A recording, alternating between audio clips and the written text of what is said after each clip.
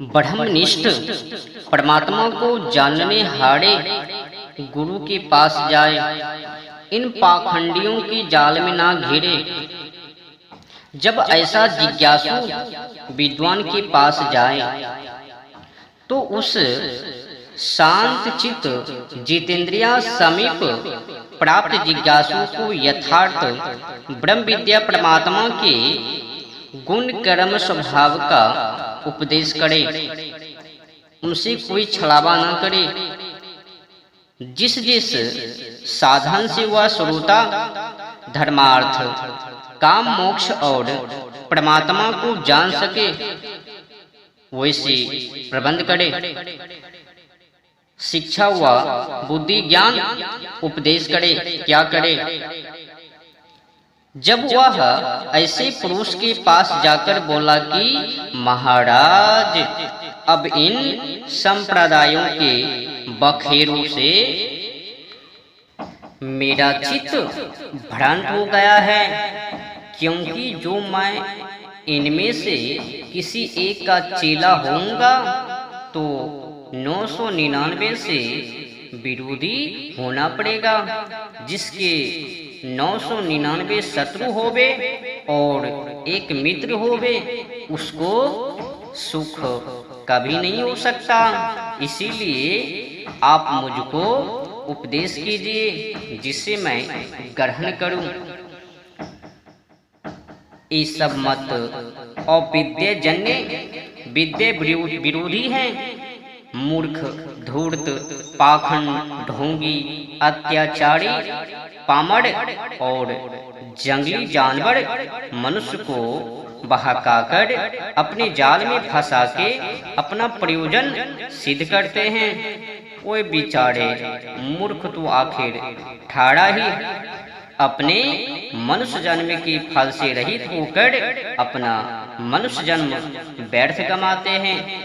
देखो, जिस बात में ये सहस्त्र एक मत हो वह वेद मत होवे, और जिसमें परस्पर विरोधी होवे वह कल्पित झूठा अधर्म होवे।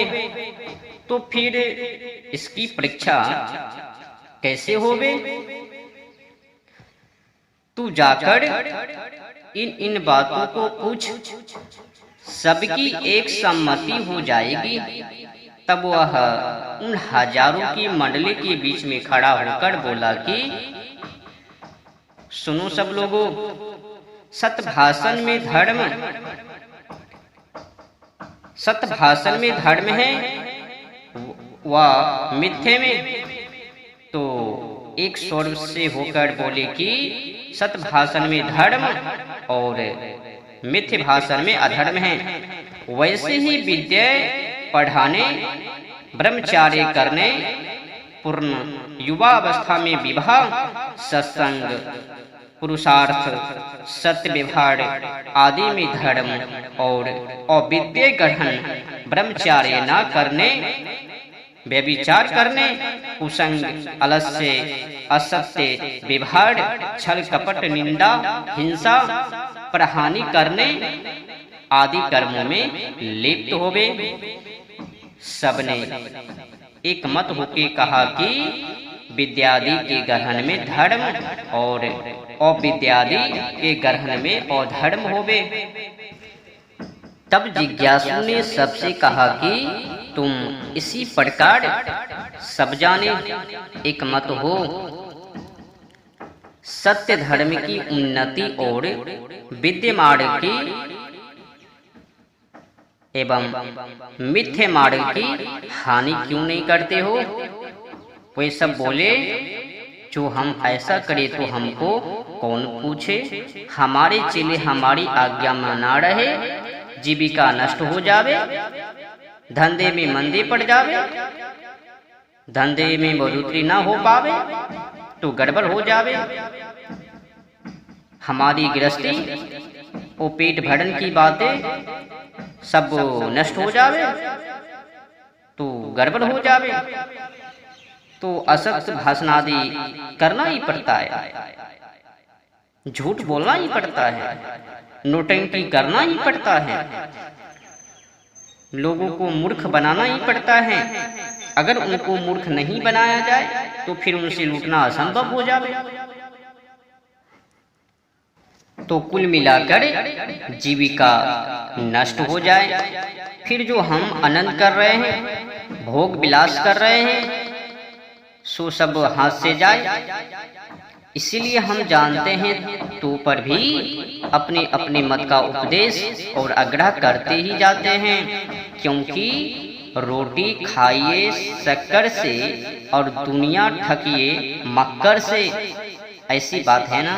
देखो, संसार में सूधे सच्चे मनुष्य को कोई नहीं पूछता। जो कुछ ढोंग, धूर्तता, क्रूरता, अत्याचार, दुर्व्यवहार, पाखंड करता है वही पदार्थ पाता है। जो तुम ऐसा पाखंड चलाकर अन्य मनुष्य को ठगते हो तो तुमको राजा दंड क्यों नहीं देता? तो मत वाले बोलते हैं हमने राजा को भी अपना चेला बना लिया है, हमने पक्का प्रबंध किया है, छूटेगा नहीं। क्या क्या है? जिज्ञासु जो बोल रहे हैं, जब तुम छल से अन्य मनुष्य को ठग उनकी हानि करते हो तो परमेश्वर के सामने क्या उत्तर दोगे? और घोर नरक में पड़ोगे। तो थोड़े जीवन के लिए इतना बड़ा अपराध, पाप कर्म करना क्यों नहीं छोड़ते? तो जवाब देता है, देखा जाएगा नरक और परमेश्वर का दंड जब होगा तब होगा। अभी तो मौज कर रहा हूं ना, आनंद भोग रहा हूं ना। आनंद करते हैं ना तो हमको प्रसन्नता से धन देते हैं ना, बलात्कार से नहीं लेते, फिर राजा दंड क्यों देवे? ऐसी बात है। सुनो, फिर जिज्ञासु जी कह रहे हैं, जैसे कोई छोटे बालक को फुसला के धनादि पदार्थ ले लेता है, जैसे उसको दंड मिलता है वैसे तुमको क्यों नहीं मिलता? क्योंकि अज्ञो भवति वे बलः पिता भवन्ति मत्रदः। जो ज्ञान रहित होता है वह बालक, और जो ज्ञान देने वाला है वह पिता और वृद्ध कहता है।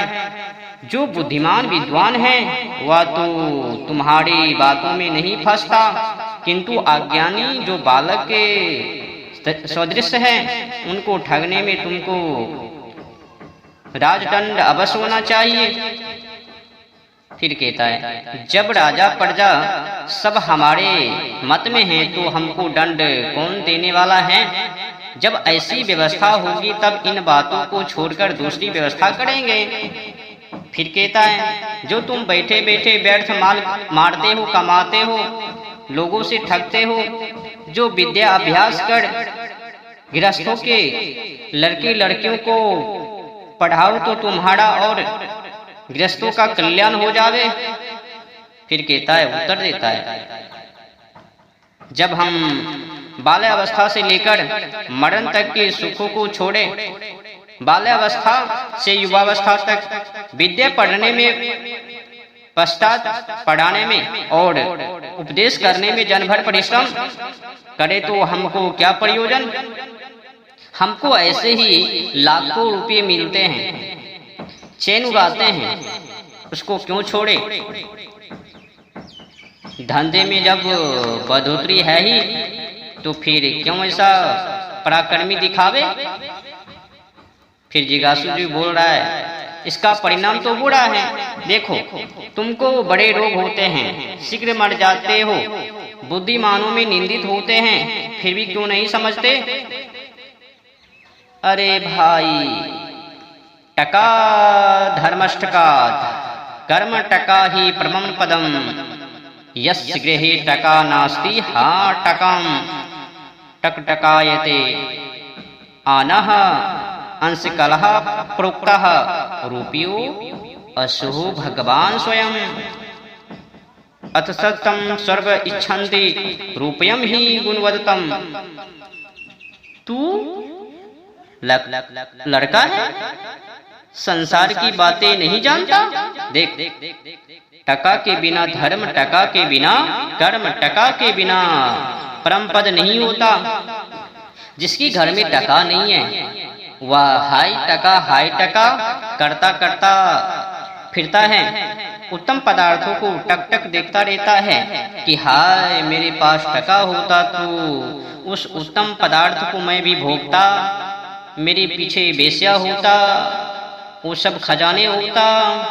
क्योंकि सब कोई 16 कला युक्त अदृश्य भगवान का कथन श्रवण करते हैं, सो तो नहीं दिखता, परंतु 16 आने और पैसे कोटि रूप अंश कला युक्त जो रुपये हैं वही साक्षात भगवान है। इसीलिए सब कोई रुपयों की खोज में लगे हैं, क्योंकि सब काम रुपयों से सिद्ध होते हैं।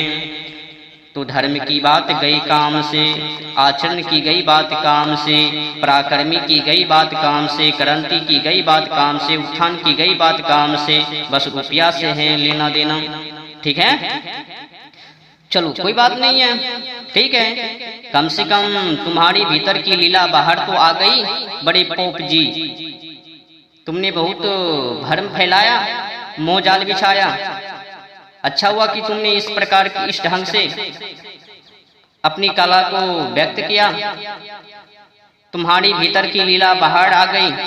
तुमने जितना यह पाखंड खड़ा किया है वह सब अपने सुख के लिए किया है, परंतु इसमें जगत का नाश होता है, अध्यात्म की बर्बादी है, मानवता की धज्जियां हैं, पुरानी परंपरा भारतीय संस्कृति की बर्बादी है।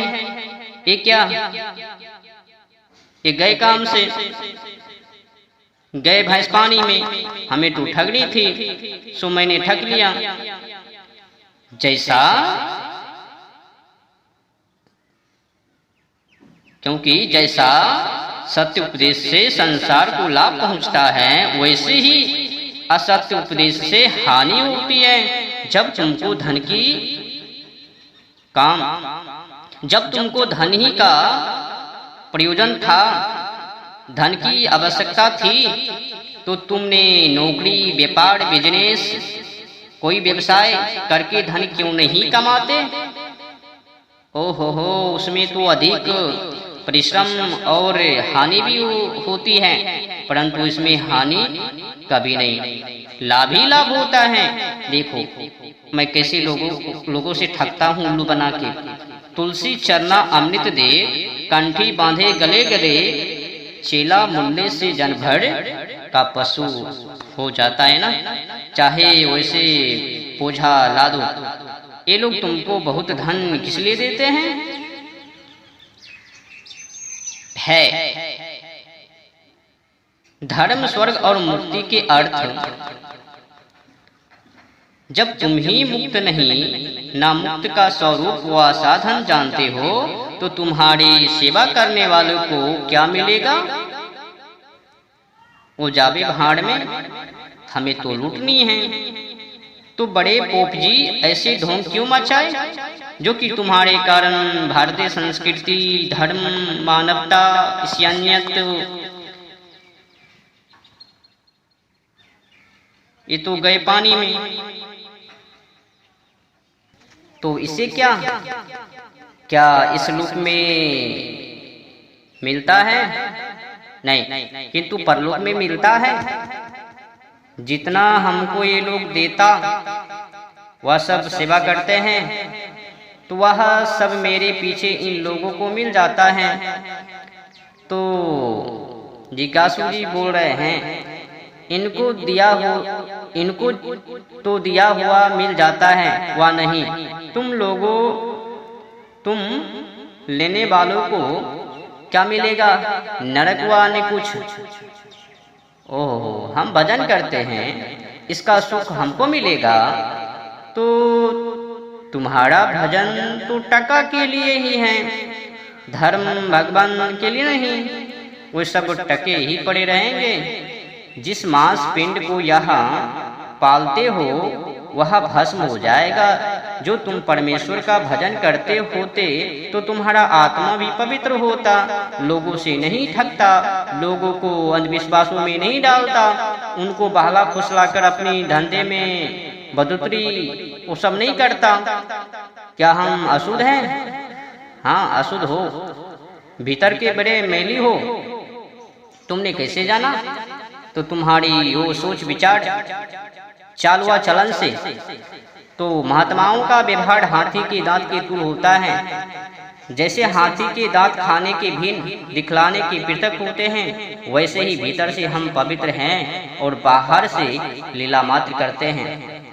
जो तुम भीतर से शुद्ध होते तो तुम्हारे बाहर के काम भी शुद्ध होते।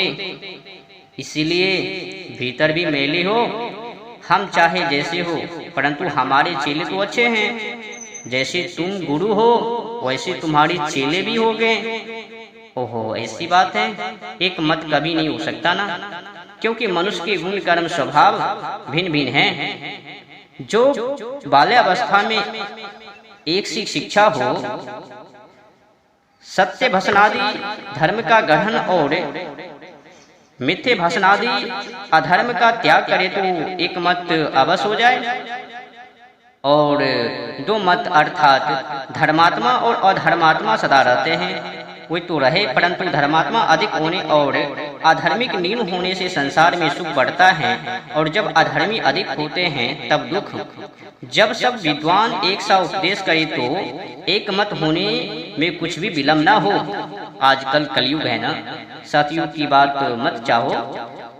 कलयुग नाम काल है ना, काल निष्क्रिय होने से कुछ धर्माधर्म के करने में साधक बाधक नहीं, किंतु तुम ही कलयुग की मूर्तियां बन रहे हो, ठगने के लिए आगे बढ़ रहे हो। जो मनुष्य ही सतयुग कलयुग ना होता तो कोई भी संसार में धर्मात्मा ना होता। ये सब संग के गुण दोष है ना, स्वाभाविक नहीं। इतना कहकर अप्त के पास गया। उसने कहा कि महाराज, तुमने मेरा उद्धार किया, नहीं तो मैं भी किसी के जाल में फंसकर नष्ट हो जाता। अब मैं भी इन पाखंडियों का खंडन और वेदोक्त सतमत का मंडन क्या करूंगा। यही सब मनुष्य का, विशेष विद्वान और सन्यासियों का काम है कि सब मनुष्य को सत्य का मंडन और असत्य का खंडन पढ़ा सुना के सत्य उपदेश से उपकार पहुंचाना चाहिए। ब्रह्मचारी सन्यासी तो ठीक है, या आश्रम तो ठीक है, पर कर्म अच्छी व्यवहार नहीं करते हैं, यही गड़बड़ है। तो अध्यात्म आगे बढ़े, अध्यात्म की बढ़ोतरी होवे, मैं यही चाहता हूँ, यही विनती करता हूँ सन्यासी और ब्रह्मचारी से। धन्यवाद।